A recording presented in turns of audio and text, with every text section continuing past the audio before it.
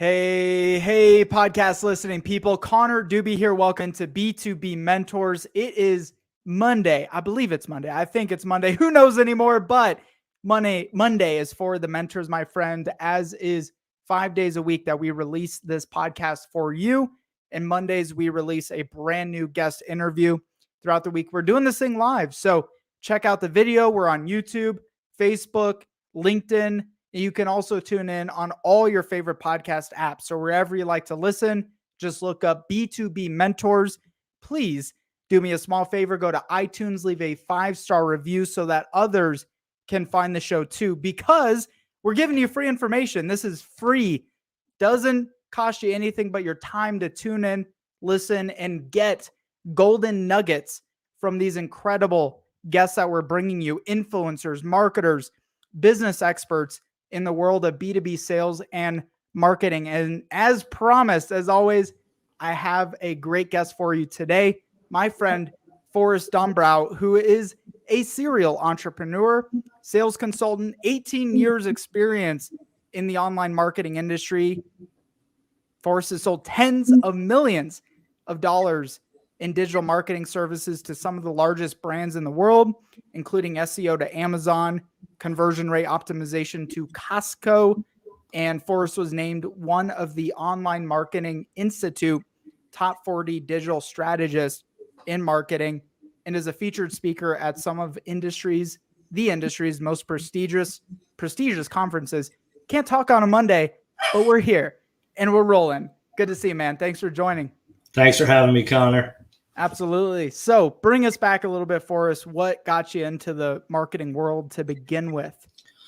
Yeah, so I'll try to make a very long story short. I have a very eclectic work history. I started off, went to law school, thought I was going to be an attorney, realized that wasn't the path for me, and started off on this entrepreneurial journey. And so I've owned a bunch of different businesses, everything from a gourmet popcorn company to a liquor store to a digital marketing agency and probably a whole bunch of other businesses I forgot. And along that way, I got into, hired some career coaches and found that I was interested in marketing. And so got a job at a digital marketing agency, say back in 2004. Didn't really know much, got to learn everything, SEO, paid search, you name it.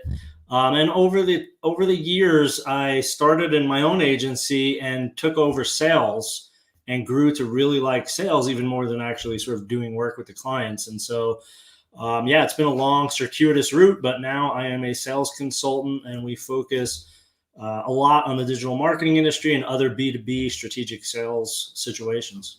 Why do you focus mostly on the marketing side? What keeps you interested and exciting about the world of marketing agencies? Yeah, well, I think what's interesting is, I started pretty early, in the history of digital marketing. Even though it's been around for a while now, it's still pretty new compared to lots of other industries. So there's always something new going on. And what I found is I was like many other digital marketing agency owners. I started an agency because I was good at marketing or website development or whatever it was for them, but it wasn't sales and it wasn't building a business typically. But I found myself in that role. And so, it's a fast moving industry, and a lot of the people that own agencies fall down when it comes to sales because they don't have that background. So I feel like I have a unique perspective for those types of agencies because I've been there, done that, both as a practitioner and as a salesperson. And putting on your resume, SEO for Amazon is pretty badass. How did that? Yeah. How the heck did that happen? Great story about that, which I write about in my book. Did you meet Mr. Bezos? I did not. I didn't get a ride on a spaceship either. Is it true he's gotten better looking the more wealthy he's gotten? I don't know. It's an interesting story. So when I first started in digital marketing, as I mentioned, I was a digital marketer.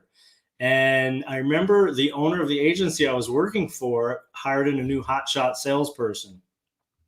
And I overheard them talking, and the new sales guy asked about me, how is Forrest at sales? And they didn't know I could hear them. And the owner was like, terrible. And it was true. I was terrible. And anyway. How old were you at the time? Let's see. This was 2004. So I don't know, mid to late 30s. I guess. Something like that. I don't even remember. Anyway, Just for contrast, you know. Yeah, I was pretty bad at it.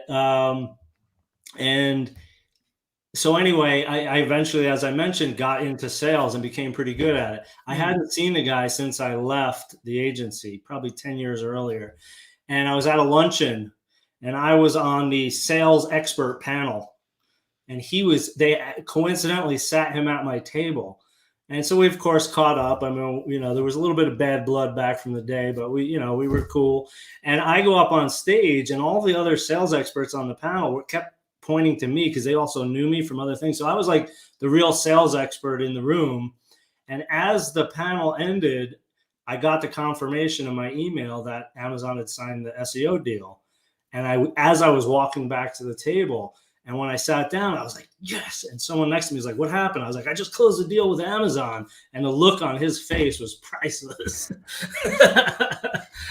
So yeah, it was pretty fun. But he was like, you son of a yeah.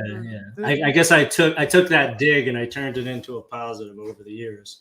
What made them perceive you as a bad salesperson at that point? Well, back then, did you consider yourself a bad salesperson? I did. I absolutely did. I didn't want to be in sales. My father was in sales when I was growing up, and he was a great sales guy and a great dad. We still have a great relationship. But I was kind of introverted, and I looked at what he had to do. He was very extroverted, and it just appeared, it was like, that's not for me. For sure, that's not what I'm going to do when I grow up.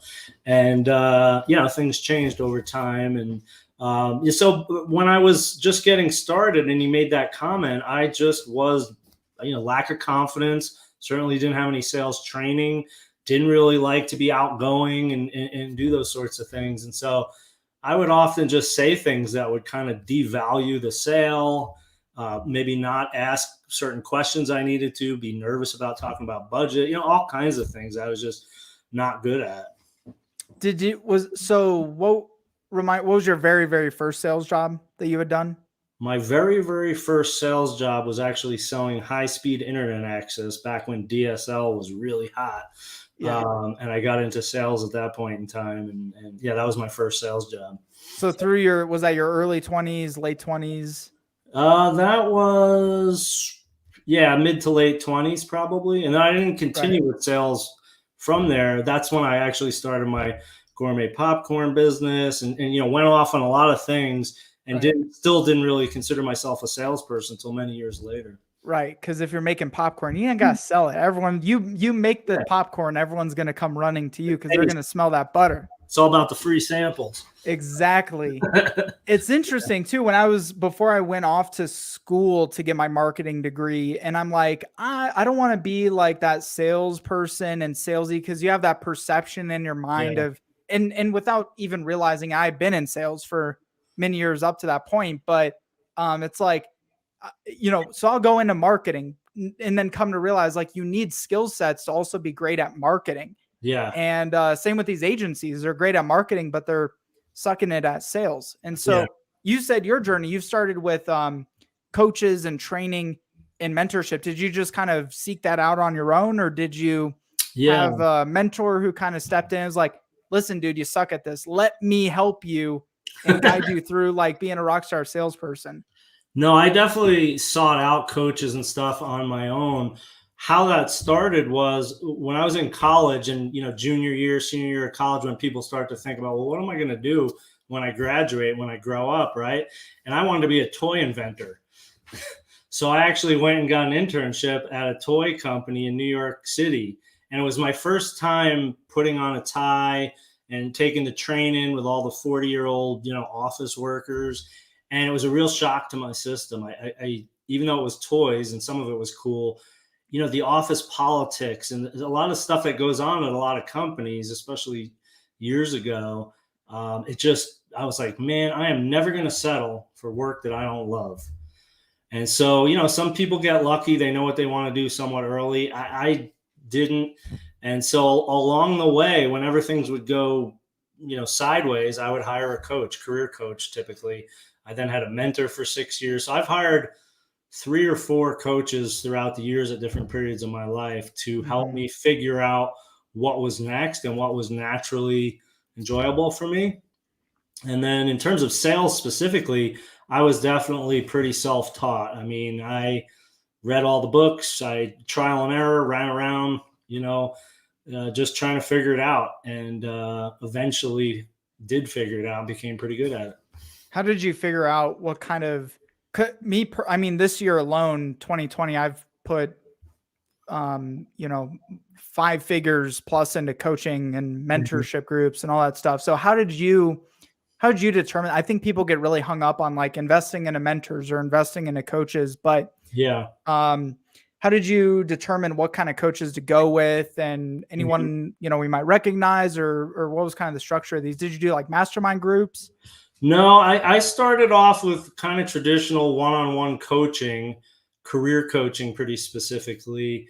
And at each point, I either through searching or luck came across someone that was very specific. So, for example, the first career coach that I actually hired, specialized in helping attorneys transition out of a legal career, which is exactly what I was trying to do. So I do try to find people that have done exactly what I want to do or focus on that topic, something I write about in my book. Having that niche that indicates to me you have specific knowledge about exactly what I'm dealing with, and not just sort of general coaching. So, at each point along the way, I was always searching out, the right person. I also did work with a coach when I was looking. This is how I got into marketing. I had my liquor store and I wanted to get out of that. We were going to sell that. I had some partners. And so I started looking for a coach. And I don't know that anybody would know this, but there's a book that's pretty famous called What Color Is Your Parachute? It's a career book that's been around for 30, 40 years. The coach I hired did all the original research for the first version of that. And wow. At the time, as I mentioned, I owned my liquor store. So I used to trade him single malt scotch for his career coaching services. And you've done multiple coaches. There's a reason I'm leaning into this too. I think like no matter what your career path is, whether you're a marketer, you're an entrepreneur, getting coaching, getting mentorship, getting access to people through those channels is a game changer. Absolutely. When you started doing that, what were some of the life pivots that you had noticed, or changes, or anything that kind of was breakthrough for you once you started investing into coaches? Yeah. So I think with like the first coach I mentioned, just feeling okay with the fact that I just spent a lot of time and money going to law school, and it was okay to make a change, to make a pivot. I think that was a big one. The other thing, this isn't a big revelation to most people, but one of my coaches, the one I mentioned that helped me get into marketing, he said, I want you to go do informational interviews with marketing people. So he coached me around that. I went to a marketing conference here in Denver, where I live, and I just went around to every booth. They were all marketing agencies and other marketing providers. And I wasn't there to buy their services, obviously, but I would just chat up the people at the booth. Hey, how'd you get into marketing? Would you mind if I did an interview with you next week? And I got a whole bunch of interviews. And so that was something I've taken, forever, where I've anytime I get stuck, I try and find people I can talk to. I write down some questions so I don't go in there willy-nilly. And those informational interviews really helped. And I had another friend, mentor, not somebody I hired, but he was a very successful entrepreneur. And I took him out to lunch, and I did that. I had my yellow legal pad with my 10 questions. And he told me, he's like, look, if you ever want to get into a business, like let's say you want to start a pizza shop or whatever it is, go work in a pizza shop. Actually learn the business, because there's a lot, for example, about owning and running a liquor store that I wish I would have known before I owned a liquor store. Dude, you've been in every business. Oh, I can keep going. Yeah. Yeah. So I think those are a couple of things that jump to mind. Another one that I talk to people about all the time, which was from that coach, Sam Kirk, that I mentioned that I traded whiskey with. He always told me, if you're looking for a career, there are 3 things you can pay attention to. So first would be like tasks. Like, what do you like to do? Do you like to write? Do you like to speak? Do you like to work with your hands? Like, what kind of tasks do you like to do? Because if, for example, you like to teach, you can teach in lots of different places, right? But the task is teaching. So the second one was topic. Well, let's say it's teaching. what do you want to teach about? You want to teach about marketing? You want to teach about kids stuff? Like, what's the topic? And then the third one is the environment. So you could do it in a corporation. You could work outside. You could do, so, tasks, topics, and environment is something I always go back to when I'm looking to orient myself to something that's going to work for me. I'm just writing this down. I like it. The 3 T's: tasks, topics, and environment. So when you and you kind of figured out early on what I've stumbled upon too through podcasting, right? Is oh my God, there's so much value to gain from people by allowing them to share their story and be interviewed and be highlighted. And so what were some of the surprising things that you uncovered in interviewing these marketing companies? I think one thing, especially again, this was back when digital marketing was Facebook literally wasn't even a thing when I was interviewing people. So I think, there's a lot of opportunity, and a lot of the people I were interviewing, they may have been pretty good at what they were doing, but they weren't necessarily that much further along than I was in terms of how this all worked and everything. So I think sometimes we can build people or jobs or all kinds of things up into things maybe they're not, and maybe they're not quite as glamorous or not quite as sophisticated or complicated as we may make them out to be. So I think, just learning like, hey, I could do this too, just by talking to people and realizing, that their personalities, their work ethic weren't any better than mine. And I had a chance of success. So pivoting a little bit from, let's break down for marketing agency owners. And by the way, this applies for every industry because sales is the same, but very different at the end of the day. So I guess, what are the nuances of selling marketing products and services versus anything else out there? Let's see. That's a good question. Or are there? If so, what would what would they be potentially? Well, I think one that comes to mind is, and this may be true in other industries, but I think it's very true in the digital marketing space. A lot of people, I would say, this wasn't true 10, 15 years ago, but when you get on the phone with someone looking to purchase SEO, paid advertising, website design, whatever, they've almost all, I'd say at least 80% been burned by the last agency they worked with. So a lot of times they're coming and they do not trust you. So there are certain industries like that where trust is low amongst the customers. They want to buy something. They want to find somebody good. But they kind of come in with you're probably going to screw me before you even get to open your mouth. So I think that's a challenge that's somewhat unique to digital marketing. I think the other thing that's somewhat unique to digital marketing is the people purchasing the services, in a lot of cases, don't know what they're buying. They don't understand SEO. And so they want to purchase. I'll give you a specific example. When selling SEO, a lot of times people will call up and say, I need link building. And as soon as I say, why do you need link building? They don't really know. It's because they read an article and someone they respect said link building is important or whatever. And they don't really understand to ask the right questions. And so then what I try to sell value, like, look, who cares what we're going to do specifically? Obviously that's important, but it's the results, the outcomes. That's why you're buying SEO, right? So I try to talk to people like that, but then sometimes they get hung up because they're talking to 2 or 3 different agencies. They're like, well, this other agency said they're going to do 3 blog posts a month. How many are you going to do? That's not the right question.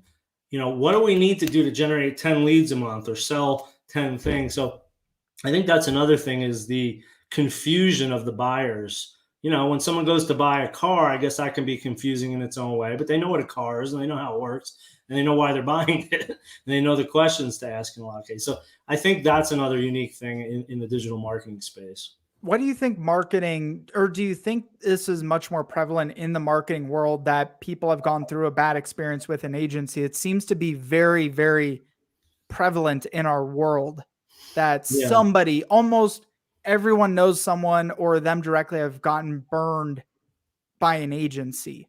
Yeah, absolutely. Almost everybody I would talk to had been burned for sure. That's almost the main reason they were calling, unless they were starting a new business. And, I think, again, part of it is because they don't know how to purchase. They don't know the questions to ask.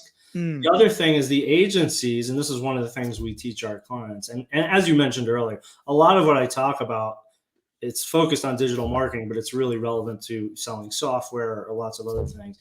But a lot of salespeople are order takers. So people call up, I need some link building for SEO. We do that, no problem. Here's the contract, sign up. So there's no actual strategic conversation going on. right. Is that really what they need? Did you ask them why they wanted the link building, what the end outcome? So I think there's a lot of issues on both sides.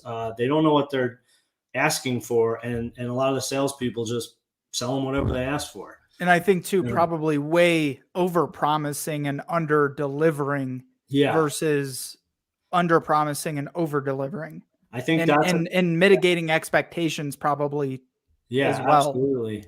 And it really is on both sides. Sometimes the salespeople don't do a good job setting expectations, but sometimes I've had many times where I've told people, look, you're not going to see results from this for at least 4 months. Right, And I tell right, them right. 10 times. And then, 3 weeks later, where's the results?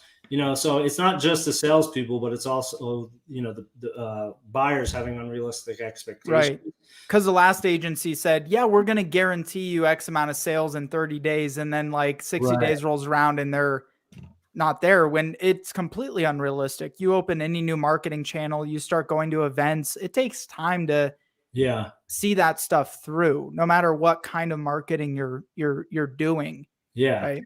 And the other thing is, this is a new dynamic over the last few years that I've witnessed or heard. Because people have been burned, they come into the sales conversation with hey, can you do a pay per performance deal? Can you guarantee that X, Y, and Z? Because they don't want to get burned again. Yeah. I always say no. What's the ROI? It's like, Yeah. dude, I don't know. I haven't even asked you any questions yet. Yeah, yeah. Well, also what buyers don't understand sometimes is that it's complicated. I just got off the phone with a client or a past client, and their SEO is tanking. It's not even someone I was doing SEO with, but I was like, how's it going? Because I hadn't spoke to him in like 6 months. He's like, yeah, we're kind of, things are on the downward spiral a little bit because we're losing our organic rankings because a whole lot of competitors came into the space and, are doing all sorts of new stuff that wasn't happening before. Now, if your SEO agency was doing what they needed to, is it their fault there's 10 new competitors? No. But not to say that they shouldn't, get involved and try to fix it, but a lot of times business owners want to shift all the risk over to the marketing agency. Like, well, I wrote you the check. You're the SEO web guy. Why isn't it working? Well, your product is undifferentiated and costs 15% more than your competitors. That's not the SEO guy's fault. So There's a lot of complexity that people don't want to acknowledge or talk about. Or we brought you those leads and you guys aren't closing them. Like that's a really tricky one for lead generation agencies too, right? Is like, you're damned if you do and you're damned if you don't. Because you can deliver too many leads and they get so busy and they fire you, or you don't get them enough leads and then they fire you. So it's about mitigating or helping them to understand the long-term sustainability of doing anything whatsoever. Yeah. Yeah. And I think that's one of the things that we coach people on as well is, as a salesperson, you may have just your little basket of services that you're offering, and maybe you're not a sales consultant. You can't tell them how to handle the leads. But if you don't understand the entire sales process from lead generation all the way to close deal, and you don't talk about it and say, hey, do you have someone that can follow up quickly with web leads? Because web leads go cold real quick. And, I'm not going to fix that, but I just want to mention it. It's just like if a paid search management company didn't mention the importance of good landing pages, right? These things are connected, and a lot of times they're not. And you're right. People complain. They'll always blame it on the agency. The leads are junk, but then, they didn't follow up. They don't know how to follow up well. Yeah. So. Don't have systems, processes. I'm curious to hear your perspective on this. And I don't know if this is changed or maybe is just, even just part of our own personal experience, but there are a lot of agencies out there that, again, they overpromise and underdeliver because they promise the world to their clients that we do all of your marketing. We do everything great.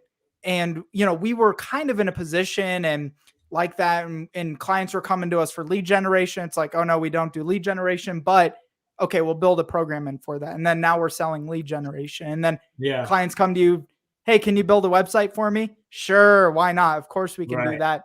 And yeah, revenues went up. And then because of so many complexities and nuances, production got complicated and things got effed up in a lot of different ways. And so your most successful clients that you've seen, are they specialty agencies? Like they do one thing really, really well, and then they use other agencies to refer other areas to, or are the generalist agencies, still doing well, but maybe, it's a different type of sale when you got like Yeah. everything to offer to your client? Yeah. So I think the short answer is specialization is key to success over the long term.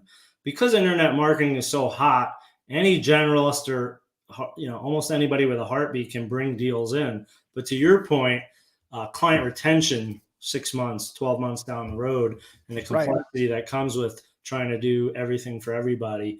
Yeah, the most successful agencies definitely have a focus. They have a streamlined process. They are very clear on who their ideal client profile is and say no to everybody else. So I think for sure. And, a lot of people want to go right to, oh, we specialize in this industry, which is definitely a powerful way to do it. But it doesn't have to be that way. It could also be, we only do Google ads, or we only do a certain kind of Or search. so we specialize in one key area for this kind of this space. Absolutely. You can combine it. We do paid search for women's clothing brands, period. Or you could just say, we just do paid search. We don't do SEO, so there's lots of different ways to do I agree with that. I almost rarely come, because I partner with a lot of agencies for our business, and I almost rarely find someone who's a do it all for everybody or do it all for one industry that's doing well, that's really successful. Yeah. But then you find a companies like ours, all we do is custom content for B2B companies, and our retention is ridiculous. Like, Yeah. 3 to 4 years compared to industry average, which is like 18 months for the Right. most part. Yeah. Yeah. I think specialization is absolutely key on so many levels. Marketing, to get your own leads in the first place, if you don't have an area of focus, how do you know where to go market or who to try to attract? And same thing for the sales process, to be able to have something unique to say, hey, we specialize in this during that sales conversation to close deals. But then also for client retention, when they come on, you're not reinventing the wheel every time a new client comes on. You have streamlined process. So it's really key to the entire functioning of your organization. So let's talk about solve sales. Companies that were to hire you or get mentorship from you or coaching, what are some of the steps? What are some of the ways that agency sales teams can blow up the business that they're working on right now? Yeah, so one of them we were just talking about, which is finding that focus. I've had plenty of clients, they come in, they say, we're a digital marketing agency, we're focused on results for our clients, and we have great customer service. So what? Everybody says that. And if you don't have good customer service, why are you even in business? So that's not unique. So yeah, I think the first thing is finding that focus, finding their ideal client profile. And we don't make it up. We interview them, we work with them. Where have you had success? What are you interested in? What kind of contacts do you have? And so by doing that focus, that positioning, that messaging up front really helps set them up for success. And that's one of our differentiators besides focus on digital agencies, is a lot of sales consultancies. They go right to sales skill, prospecting, things like that, things we certainly work on. But we like to say, let's make everything easier by positioning ourselves well, by having that unique value. Then we'll get to that stuff. So that's one big thing. The other thing I think is, and it almost sounds cliche, but consistent process. You can't scale. We get a lot of calls from people, I got 10 salespeople, one of them's killing it every month. 2 or 3 of them are doing pretty good, and the rest of them are either average and I can't close the gap. That's because they're all doing a totally different sales process, right? This guy follows up this way. This guy doesn't do a discovery call properly. So getting those processes and consistency in place is going to not only improve close rates, but then improve the ability to scale. So I think those are 2 of the big things that really move the needle for people. And then I imagine you help them to document those processes. Oh yeah, down. yeah, absolutely. We document, we have templates, we build playbooks when necessary. That's a big part of what we do, is to say, how do you do it now? And if it's good, let's document it so the next person can do it the same way. If you don't even know what you're doing, let's figure out what the right steps are and then document it. Yeah, documentation for sure. I think the first one you mentioned is key, and most sales trainers or consultants or advisors really miss that step. Is okay, you're an agency, you're selling marketing services and all the other, they'll present a document to their prospect and it has like 15 freaking services listed, and it's Right. like what's it called, the paradox of choice. Hmm. And the more choices people have, the less likely they are to make a decision. That's true. So, True. finding that one thing that your agency absolutely dominates at and focusing in on it. And then Yeah. what you're suggesting is lead with that and focus on that. And then do you coach on the upsells too? Like, getting a client is the hardest part, but then upselling the client is where the money's to be made. Yeah, I mean, it depends on the nature of the business we're working with, but sure, if that's relevant, we do that. But again, if we're having people focus, they might not have a whole lot of stuff to upsell to. Maybe they already sold it, but if that is relevant, we absolutely do. And one of the things we talk about with regards to upsell is we say, ask, don't sell. Start asking questions. Do you have a need for X, Y, and Z? If they say yes, then that gives you an opening to talk about that new service. A kind of a funny, silly example from my days in the liquor store business. I used to work at the store, and we sold a lot of wine. And people would come in, and I'd do almost strategic discovery when they walked in the door. What can I help you find? Beer, wine, liquor. If they said wine, then I had a next series of questions. You looking for red or white? Oh, red. Is this for dinner or gift or what? And asking those questions, right? Right. But to your point about upselling, so I'd find them the right bottle of wine based on my questioning and recommend something. They'd be like, okay, great, I'll take it. And then on the way up to the register, hey, this is a great bottle. Or do you have any birthdays coming up? You got to ask questions. Oh, yeah, I forgot I got that wedding next week. Let me grab another bottle. So asking questions, even whether it's retail or strategic sales, is your in for upselling and cross-selling. It's so easy, but so difficult for salespeople to realize, is like asking. I think this comes in a lot of different forms, but asking your way to success. You can never, especially in marketing, like push somebody through the door. And even if you do and get that deal closed, they're going to effing cancel on you in like, a week. Absolutely. That's one of the things we were talking about it earlier, when people come and they say, I need link building for SEO. If you don't start asking questions right at that point, you're done. You may close that deal, but like you said, a few Right. weeks later, because nobody actually wants link building. They can't pay the mortgage with links. Right? It's the ultimate. You could try, I guess. Yeah. So, asking questions, even in a regular sales process, forget about upsells, just to figure out what is it you're really looking for at the end of the day, so I can sell to that true need instead of just, taking your order and selling you whatever you asked me for. Do you find most agencies sell, they try to add too many salespeople to their team to get more sales versus lesser salespeople to, and really optimizing a smaller group? Like, I think I've heard that quite a bit, is like, the more salespeople we hire, the more business we're going to do. And then they're sitting there with like 20 salespeople with their thumbs up their butt and not being productive. Yeah, that's definitely not a good strategy. If you don't have a good solid positioning, lead generation, and sales process, putting other people on it only creates more chaos, for sure. So another related issue I see a lot, again, because a lot of agency owners and other business owners outside of digital marketing, they don't have the sales background, so they just want to hire salespeople. Well, this person has 5 years of sales experience. I'm sure they'll know what they're doing. Oftentimes that's not the case. And they're coming in and they're just saying, here's a stack of business cards, or maybe nobody even says that anymore, but they used to give them a stack of business cards, and they kind of just, go get a feast, go out and bring back the feast. and they're not providing them with the support and the processes they need, the unique value that they can talk about. And so, yeah, adding more salespeople is not a solution. Should salespeople be closing sales or opening sales? That is an awesome question. I think there really are two different kinds of salespeople. Maybe there's more than two, but some people love prospecting and are good at it and they're fearless. I've worked with some. They couldn't close a deal to save their lives. But if you said, "Hey, go bang down doors and get me 20 meetings," they're all over it.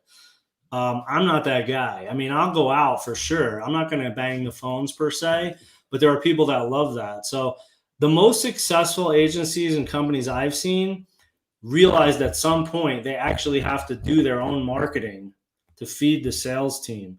Now, that doesn't mean you can't have some prospecting and cold calling and cold emailing, for sure. But a lot of times they fall down when they just say, "Hey, we hired 3 salespeople. Here's your business cards, go." And then they wonder, it takes a lot of time to generate leads if you're doing it manually and cold. And then to also have to close deals. It's different skill sets. It takes a lot of time. So I think we teach a team selling approach for sure. How are you going to generate leads? How are you going to field those leads? We also like to bring in sales engineers. We don't necessarily want the salesperson to be the detailed SEO expert, so we bring the paid search guy on the call or gal. So yeah, team selling is typically far more effective, especially if you want to scale. If you're 5 people and you just got one ace that can run around and knock down a bunch of business and that's all you want to do, that's fine. But if you want to grow, you want 20, 30, 50, 100 people in your company and have 5 or 10 salespeople, you got to have process. You got to have a team selling approach. I know me personally as a salesperson, what I've made major mistakes at over the years is thinking about closing. It's like close a deal, get the signature versus treating the relationship as opening the relationship, opening the client into working with us, not working on the close, but working on the opening of the relationship with them to, get us in. Because if you can do that right, and service them right, then you might have years and years of retainer right there with a brand new client. Yeah, that's an interesting way you put that because I hadn't quite thought about it that way. The way I talk about that is having a service first mentality. I'm not here to close a deal. I'm here to help you. If I can't help you, I'll be the first one to tell you. Yeah. Well, I talk to people too. Don't even think of yourself as a salesperson necessarily. You're a liaison between them, the prospect, and the company you work for. Right. Yes, you got to close deals and you want your commissions, and I get that, but you're here to be of service to people, and having that open, honest, strategic conversation is going to accomplish what you just. You work for the client and the prospect right before you really work for your company. Yeah, I think that's a good way to put it for sure. A lot of millennials, I think, have that backwards a bit, and they get so on the other side of things, and it's like, well, my client was, they're 3 minutes late to the meeting, so I'm just going to cancel and ignore them and help them. And there's no empathy there to being there to help the person. Yeah. Or if you're going to have my time is so valuable. It's like, yeah, true. But if you're not spending that little extra time to help people, one of your competitors will, and they're going to get that business. Absolutely. Yeah. I teach people to be strategic consultants in even the first call. Yes. Have that strategic conversation. The other thing, you just opened up an opportunity for me to talk about something else I'm really passionate about. It initially doesn't seem like it has anything to do with sales, but we're trying to bridge the gap. And that's kind of like Zen and Eastern philosophy. And so the concept of detachment is having an intention, but not being attached to the particular outcome. I love that. And we teach that a lot to say, hey, look, of course you want to close every deal. Well, first of all, you might not want to close every deal. You might find some stuff out and realize that's not a good fit for us. But assuming you want to close the deal, don't try to close the deal. I mean, yeah, do the steps, have the intention, but be detached. Understand going in, some people are going to say no, and some people are just going to say yes. And don't be attached to any one thing. So that frees you up to have that service first mentality, to have a more relaxed, natural conversation with people, and to be of help and let the chips fall where they may. I love that. Once you get too stuck onto that girl that you want to date, Exactly. then you start scaring her away. You start chasing versus the opposite, the attraction effect. Exactly. What do the kids say these days? You're too thirsty.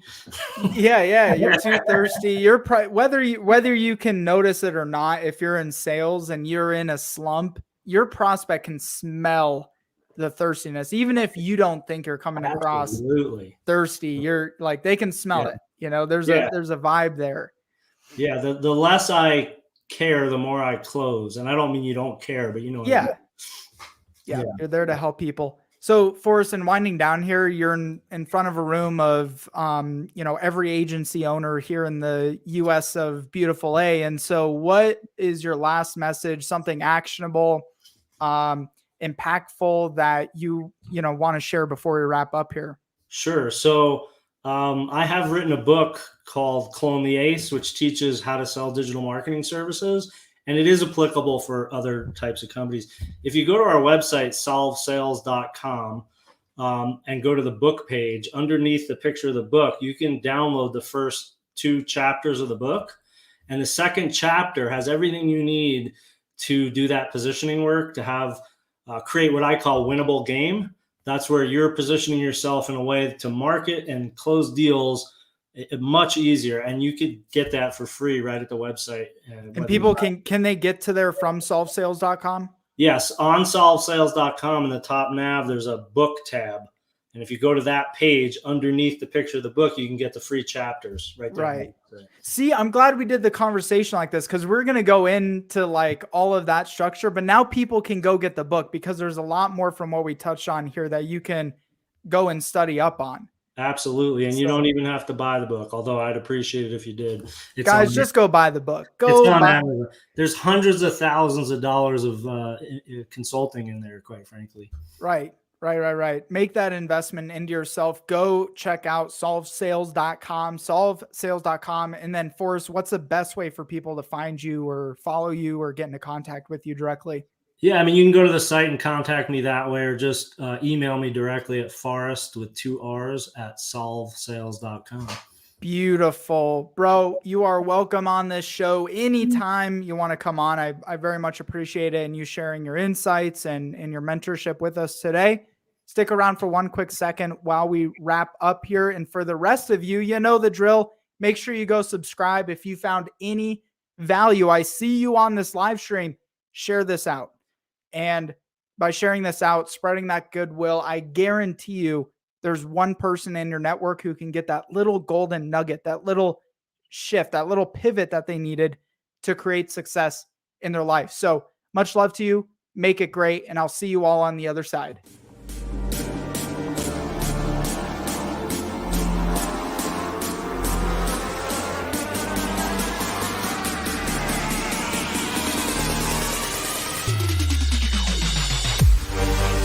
Yeah.